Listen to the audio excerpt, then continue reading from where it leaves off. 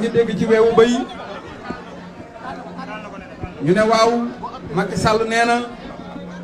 bëggul Ousmane Sonko Diomaye Faye doon ko mais Ousmane Sonko la bëgg mu doon ko moo tax ma ngay ñaan rapport pour mu teg Sonko. dinaa ko ne nag bi la Diomaye neexul rek Diomaye commencé nañoo neex waaw parce que moom fàtte na ne ñun lu ko naqari la ñuy wër comme Diomaye neexu la rek ñun Diomaye ñu neex ñu loolu na ko xam te aussi ñun yoruñu parti procès lañ yor bu Sonko jiitu woon xel bi Diomaye war a utiliser ci biir nguur gi même bu Diomaye jiitoo xel bu toll noonu rek lay utiliser parce que ñun ñëpp ñoo boole suñuy énergie ak suñu xalaat ak suñu ngëm-ngëm boole ko mu nekk parti Pastef donc kon bu foogee ne li fi amoon mooy benn waay toog ci kaw ñu ci des nekk ay dongaam loolu c'est fini ci moom lay jeexe donc kon maa ngi koy wax na dalal xelam muy Diomaye muy Ousmane Sonko muy Cheikh Aliou Bey muy mej ba ci Birame Souleye Diop ku mën a nekk président de la République fii ci Sénégal doo fi nekk di jaay doole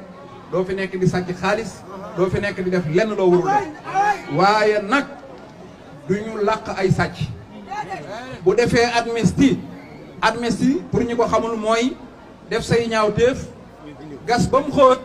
nga suul ko waaye boo ñëwee ñu wut caterpillar sulli lépp saytu ko xool ko na ko leer nañ bi ci des nag mooy di exiger mu libéré Ngagne Demba Touré waaw di wax mu libéré Ngagne Demba Touré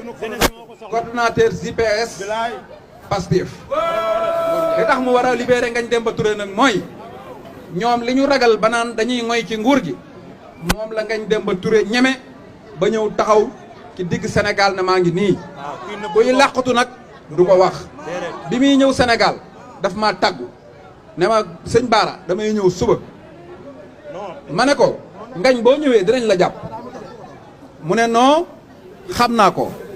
waaye daal man li may ñaan rek mooy buñ ma jàpp ci yoon wi naa ñëw ba digg Grand Yoff wan ñëpp ne man dawuma maa ngi nii taxaw su ma Macky Sall bëggee jàpp na ma fekk suñu biir kër mu jàpp ma li taxoon ma dem Mali mooy dama amoon mission mooy Macky Sall daf ma bëggoon a tëj sama gémmiñ ma rawale sama gémmiñ ba Mali wax naa li ma bëggoon a wax lépp Diomaye nekk na candidat damay ñëw ñu baatar campagne jële fi Macky Sall kon kooku góor la du koy daw du koy làqatu di wax nag nañ libéré Ngagne Demba Touré libéré Ngagne Demba Touré libéré Ngagne Demba Touré libéré Ousmane Sonko libéré Diomaye Faye